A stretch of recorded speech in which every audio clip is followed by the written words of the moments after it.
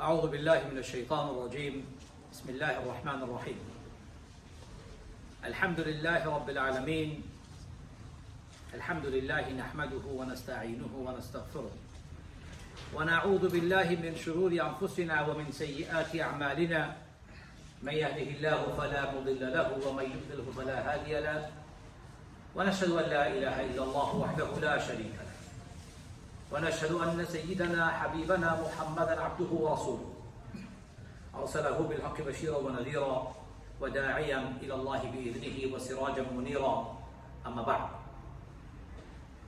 My brothers and sisters, we live at a time when everybody is very busy or almost obsessed with their physical look. We all look at the mirror first thing in the morning and we see ourselves and we say, I don't like this about myself, I don't like that about myself, I need to change this about myself, I need to change that about myself. And we begin a process of analyzing our physical looks. And often what happens, my brothers and sisters, we take extraordinary steps in order to look good physically.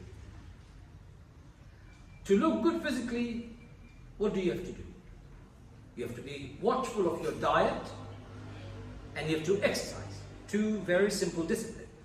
If you keep on eating lots and lots of sugar, lots of fried fatty food, if you eat chicken and chips every day, and if you ate pizza every day, if you drank Coca-Cola every day, and you sit on your backside on your sofa and watch television while eating junk upon junk upon junk, what will happen to your health? You'll become not just unhealthy, but you'll probably become obese. Whenever we identify there is something wrong with our physical body, what do? We immediately look at diet, look at exercise. When I turned 40, my doctor called me up straight away and said to me, young man, you just turned 40. We need to see you now. Why? We need to do a complete test, blood test, this test, that test, sugar test, cholesterol test, heart test. I was quite happy with that. No problem. Do the test. When I went to the doctors, he gave me a letter that I had to take to the hospital. And you know, when you do blood tests, usually it's one item that you go for blood test. For the first time, all the boxes were ticked. We need to check him completely to see if it's okay. Brothers and sisters, that's about our physical health. To ensure that our artery is not clogged up, to ensure my body doesn't have too much fat, my blood pressure is normal, my sugar level is normal, everything that I need to survive in a healthy way is okay. So we become very obsessed with our good looks, our physical look. We look at our mirror and we see double chin, we start thinking, how do I get rid of my double chin? We look at our waistline, we pinch it as much as we possibly can and say, I've got a bit more weight than I need. I have a formula which I often say to people jokingly, if you stand up and you can't see your toe because of your tummy, there is a problem. So we start becoming aware of all those nitty-gritties about our physical health. We start looking at our muscles to see, my muscle is no longer as strong as it used to be. I am not able to pack my muscles as strongly and as prominently as it used to be. I don't have 6 packs around my belly. I have only one big massive tire called one pack. I start worrying about my physical health. And to be able to change that, I need to change 2 things. My diet and my exercise regime. Some of us cut down drastically on what we eat. We stop eating. Some people starve. They don't want to eat anything, just want to drink water and fruit maybe. Brothers and sisters, the diet industry is a multi-billion pound industry out there. In order to change our physical look, the way we look to the world, gyms upon gyms, every corner there is a gym, and everyone is paying a monthly subscription. Most people don't go, that's their profit. You sign up to a gym and you say, I'll go, next month goes, next month goes, next month goes.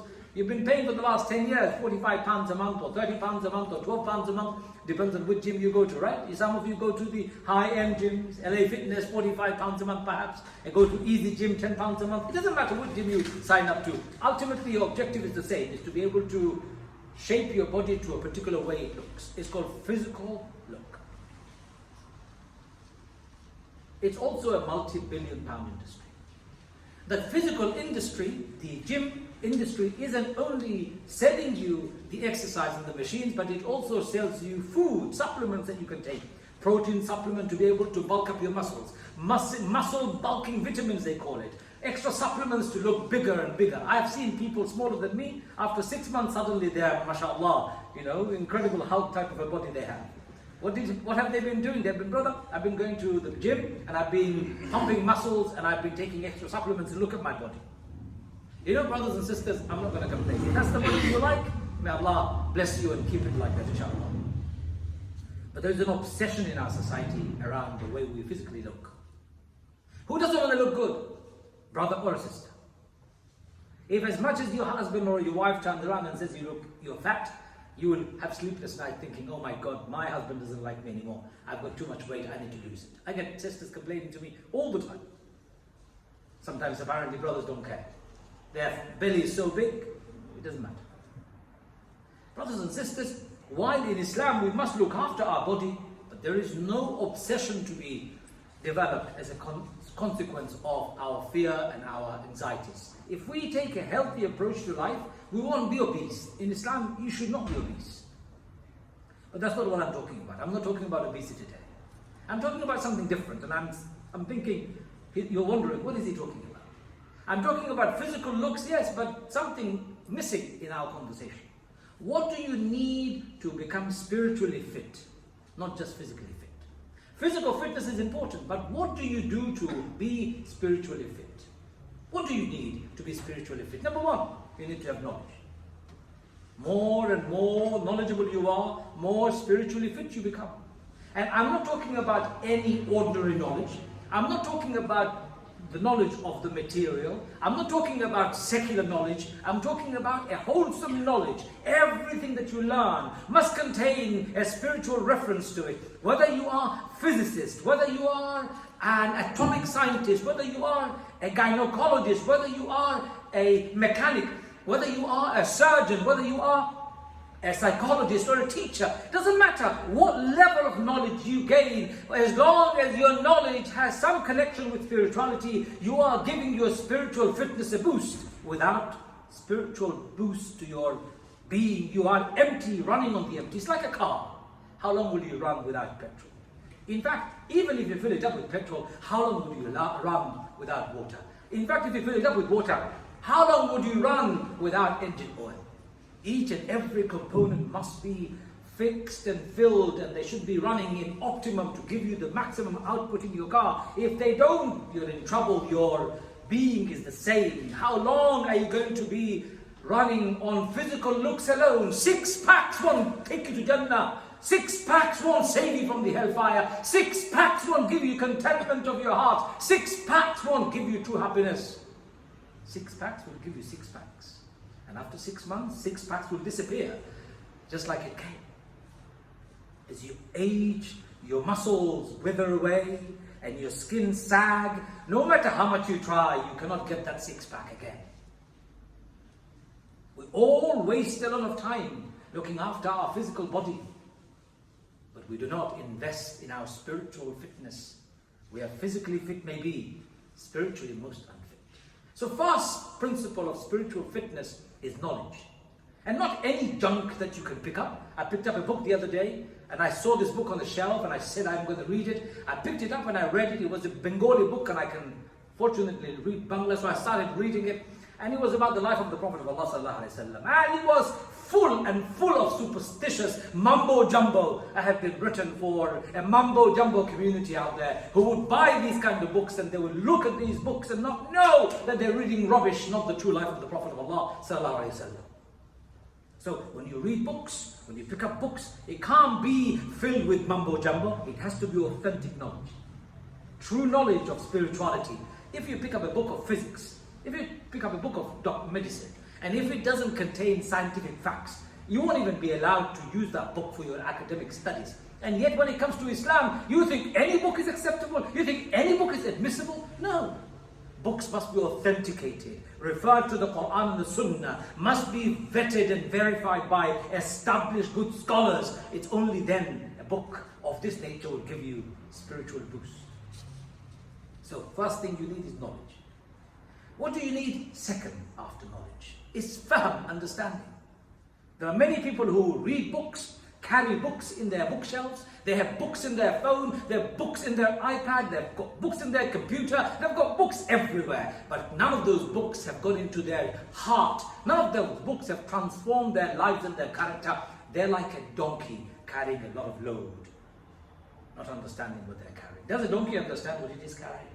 On the back of a donkey, if you put 1 ton of gold, would the donkey run faster? Instead of if you put 1 ton of rubbish that you've collected from the streets. The donkey won't know the difference. It will just carry as you tell it. You are like a donkey if you have books and you have no understanding from those books that you have around you. And if you have read them and they have no transformative impact on your life, then you are like a donkey carrying loads without any understanding. You want spiritual fitness?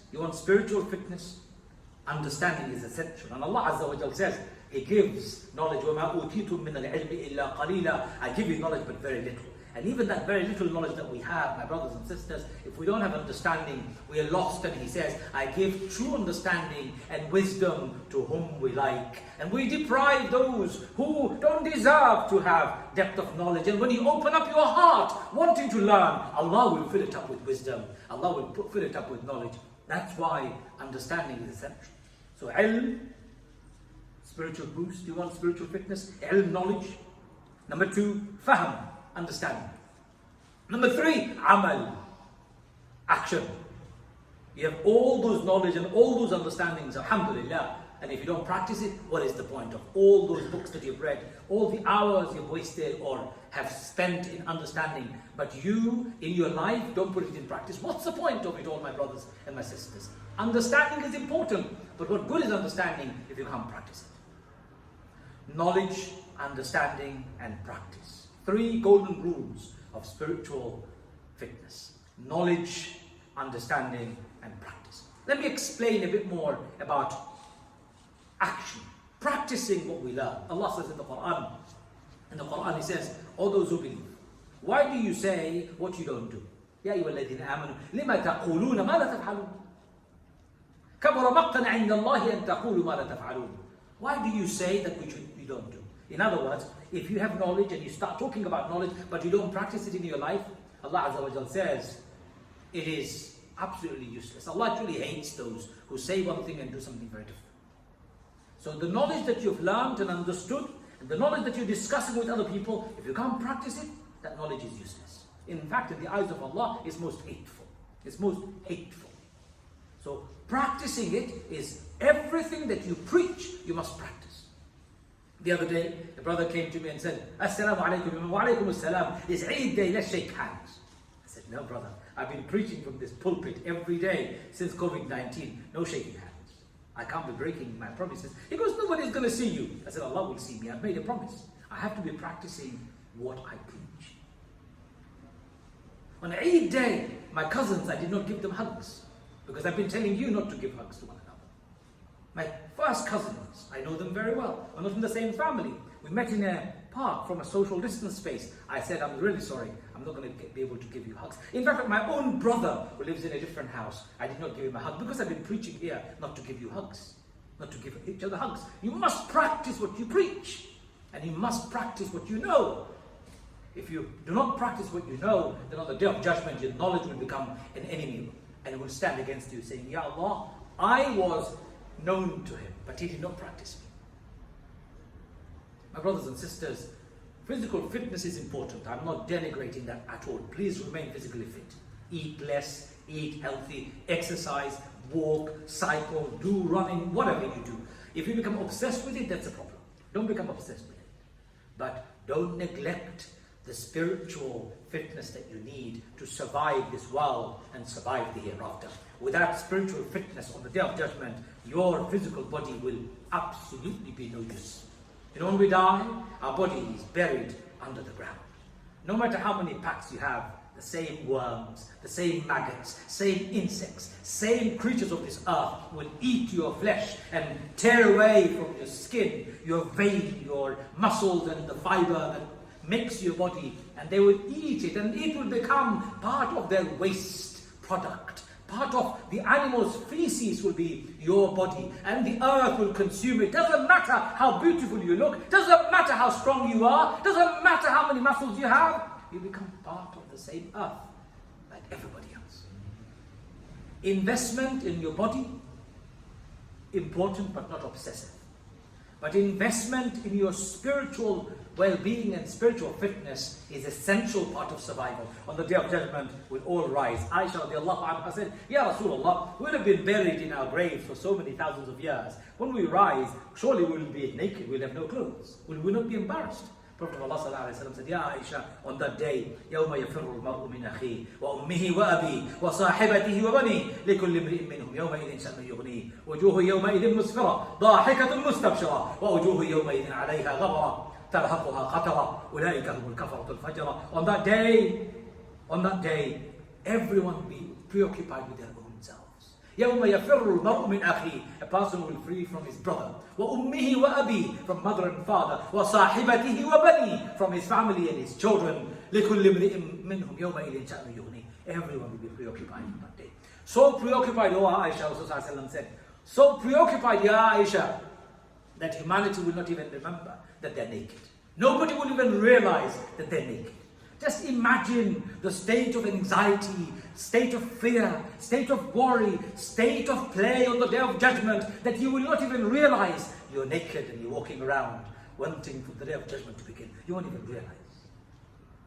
And give you bad news, this body that you and I will have on the Day of Judgment, this is not the body with which I will rise, because if I rise with this body, this is not a heavenly body. This body has not been made to cope in the heavenly space. This body has got kidney, it's got liver, it's got heart, it's got this, that and the other. It's got a side where we have to get rid of our waste. It's got a mouth through which we have to feed. Allah Azza wa Jalla will give you a body that is heavenly. You won't even need the earthly body anymore. You will be forever young in the heavens, Allah Azza wa Jalla said. And therefore, my brothers and sisters, however investment you make on this physical body of this earthly body will remain on this earth, rotting away as part of the earth. What will come with you on the Day of Judgment is your spiritual fitness.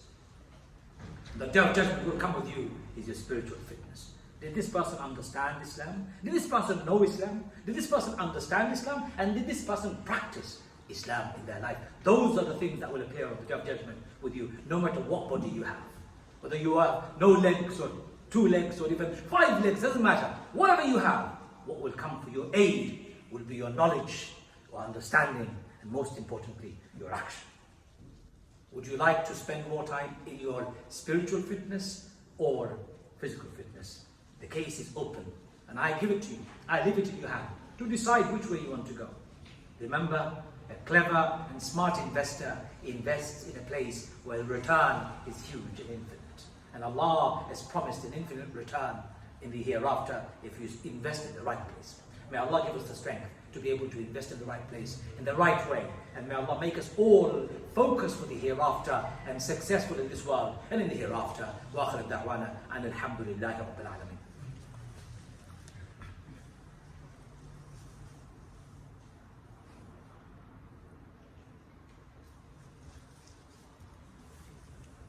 Alhamdulillahi rabbil alamin. Walhamdulillahi rabbil alamin. والعاقبة للمتقين والصلاة والسلام على محمد وعلى آله وصحبه وسلم. My brothers and sisters, I want you to look back in your own life and see how many times you've been ill and how many times you've been fine. Most of the time you've been okay. My daughter fell ill yesterday with a high temperature and she had a fever, she had headache, and we all started getting worried. Is this COVID-19? Is this COVID-19? Is it COVID-19? Even she was very panicking. My young son said, Daddy, we need to isolate her somehow. We need to lock her up in a room. Human reaction, my brothers and sisters. Human reaction. She just got a cold. She was out in the rain, got the chills. She's fine today.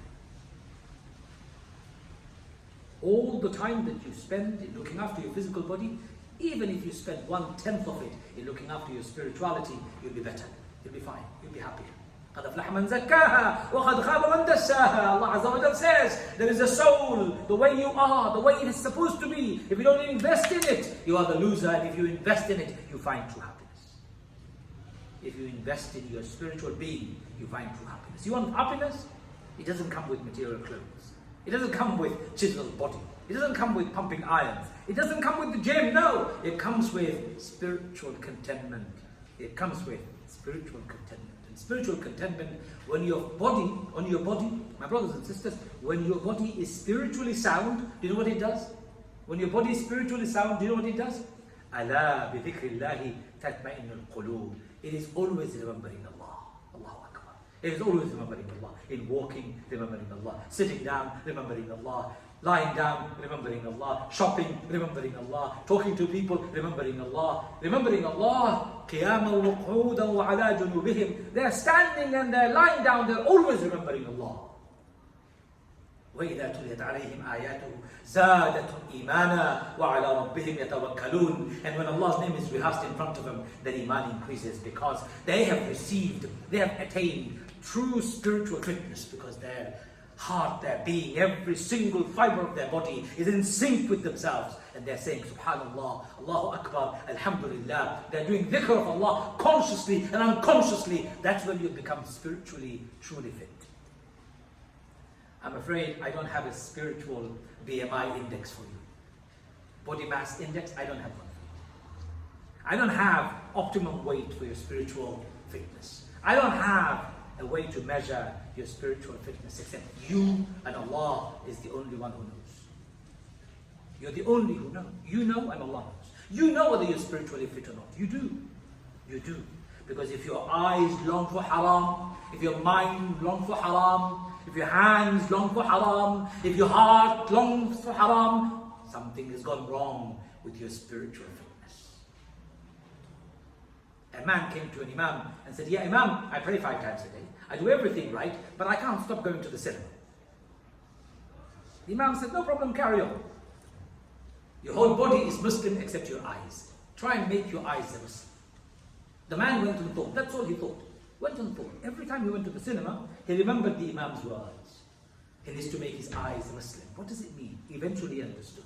A true believer doesn't need the cinema to find contentment in his heart.